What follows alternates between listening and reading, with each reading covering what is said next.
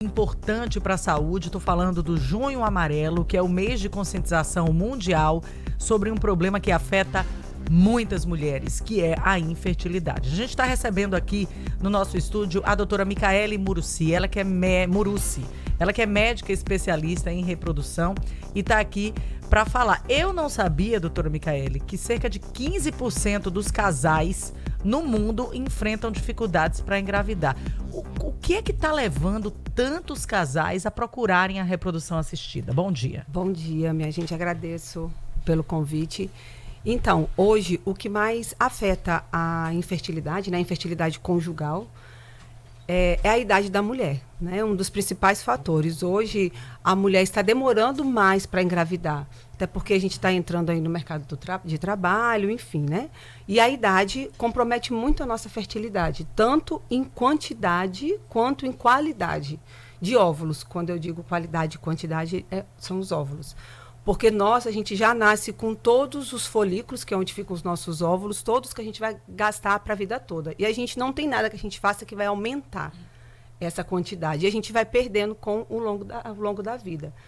E quando a gente chega aos nossos 35, 37 anos, quando nós estamos no nosso auge, né, a nossa melhor fase, é quando a gente acelera essa perda, tanto de quantidade quanto de qualidade. Aí uma coisa não bate com a outra, Exatamente. né? A vontade, quando as mulheres passam a ter aquele desejo da maternidade e de ter já estão também numa fase ali de profissional de vida mais estabelecida, a questão ali dos folículos, os óvulos, tudo diminui, né? Exatamente. É um problema. Por isso que a partir dos 35 já fica mais difícil. Mas isso é geral? É para toda mulher? Para toda mulher.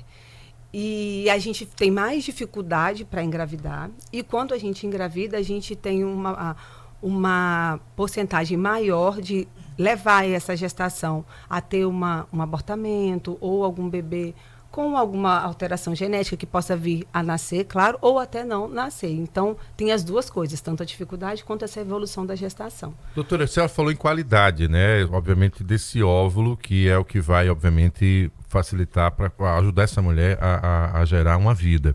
E quando a gente fala de qualidade, só se descobre na hora do exame, ou se ela estivesse ali na casa dos 20 ou 25 anos, ela diz, não, eu vou me projetar para os 30.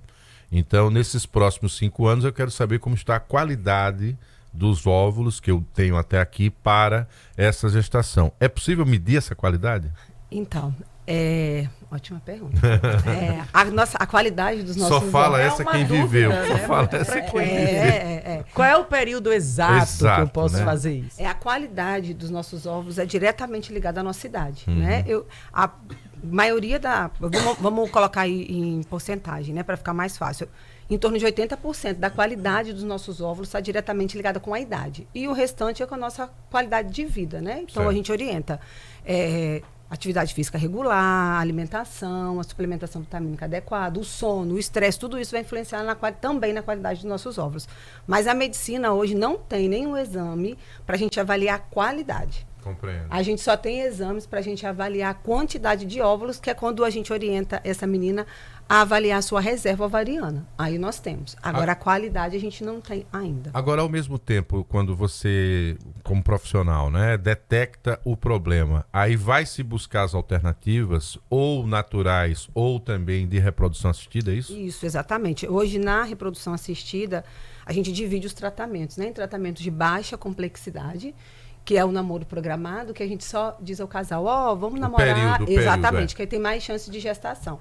E temos a inseminação, que é quando a gente prepara o sêmen, a ovulação da mulher, e coloca o sêmen lá dentro do útero. Então, a gente facilita, né, o caminho, corta o percurso, vamos dizer assim, para esse... Quando é programado, o casal já está ali num caminho do tratamento, muitas vezes medicamentoso. Isso. Só que é de baixa complexidade, né? E quando a gente diz em alta complexidade, aí é a fertilização, que é quando a gente faz a captação dos óvulos, o esposo colhe o espermatozoide, na maioria das vezes por ejaculado, igual faz o espermograma, e a gente faz a união do óvulo com o espermatozoide no laboratório, por isso que é in vitro, né? E já coloca o embriãozinho pronto lá dentro do útero. Esse é o de alta desejo, complexidade. Né, Thaís, de ser pai, de ser mãe, né? Tem que passar por essas etapas. O bom é que evoluiu bastante, né? As pesquisas e principalmente as alternativas, né?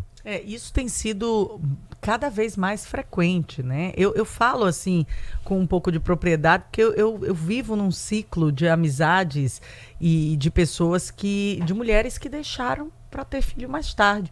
E algumas disseram assim, olha, eu não encontrei o parceiro, não vou querer filho, já estou certa que não vou ser mãe. Então existe essa realidade hoje que precisa ser encarada agora.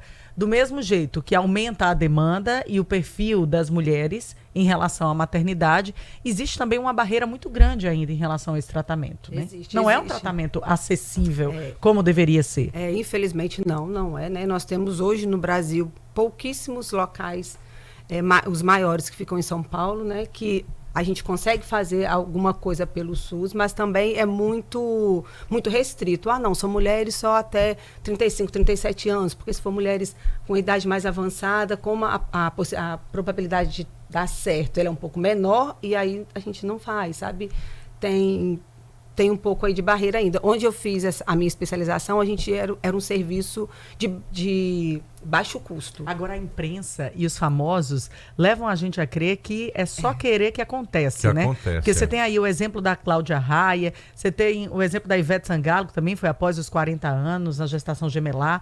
Então tem vários exemplos que levam a população e a mulherada que está aí acima dos 35 ainda com o sonho de ser mãe, de engravidar após os 40. E não é simples assim. Né? A Cláudia Raia é uma história um pouco ainda um pouco de suspense, né? Ninguém sabe de fato o que aconteceu. Já a Ivete, ela é o que eu ia dizer quando você diz da idade, né? A Ivete, o que ela fez foi o congelamento de óvulos. Ela, quando era mais jovem, que é o que a gente orienta as meninas, né? Olha, chegou aí na sua faixa etária dos seus 30 anos, não tem nenhum parceiro, não tem perspectiva, por N coisas. O ideal é que ela avalie a fertilidade, avalie a quantidade, né? Com os exames que a gente tem. Hoje os exames são muito acessíveis. A gente tem o hormônio antimileriano que faz no sangue, em qualquer período do ciclo menstrual. A contagem de folículos, que é uma ultrassom, que a gente já está acostumado a fazer. E o congelamento é mais acessível também hoje. É um pouco mais acessível. E foi o que elas fizeram. A gente congela os óvulos e aí esse óvulo pode ficar congelado por tempo indeterminado. Não tem, pode ficar 5 anos, 10 anos, não tem limite de tempo para esses óvulos. Olha isso aí. Mas é uma perspectiva para as mulheres, né? Que não sabem, eu não posso engravidar agora, eu não encontrei um namorado, não tenho um parceiro, eu já tô com 37 e eu quero fazer isso, porque se eu, de repente eu conheço uma pessoa, vou casar depois dos 40, olha aí, né? Já tenho ali uma possibilidade. Até porque o nosso útero, ele envelhece, vamos dizer assim, mais lentamente. Então, o Conselho Federal hoje, a gente pode transferir um embrião em mulheres até de 50 anos. Claro que a gestação vai ser uma gestação de risco, ok.